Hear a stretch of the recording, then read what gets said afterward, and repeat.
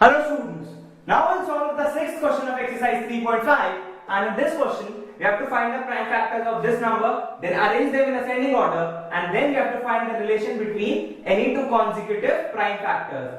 So for this number, if we have to write the prime factors of this number, we'll write it in the form of a to the power x, b to the power y, and c to the power z.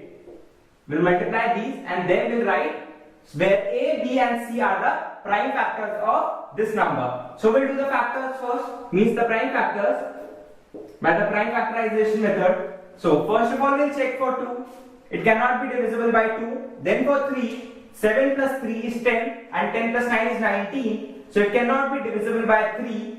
Then we'll go for 7. Then 7, 2 times 14 and the remainder is 3. 7 4 times 28 and 7 4 times 7 times 49. So it will be 247. Then we'll again check for some another number.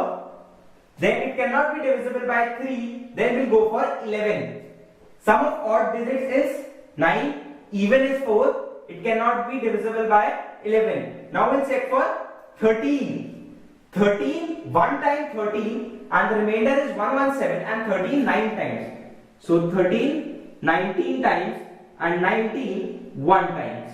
So we can write it as 7 multiplied with 13 multiplied with 19. So these are the prime factors of 1729. Now we have to arrange them in ascending order. So 7, 13 and 19. And at the last you have to state the relation between any two consecutive prime factors, means either these two or these two. So we can see that there is a difference of 6 between 7 and 13, and similar difference of 6 is between 13 and 19. So the relation is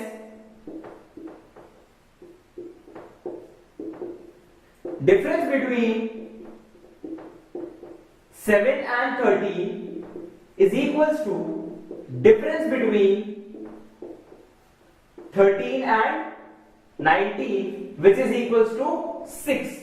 So this is the relation between these three, and this is how you can solve this question. Thank you.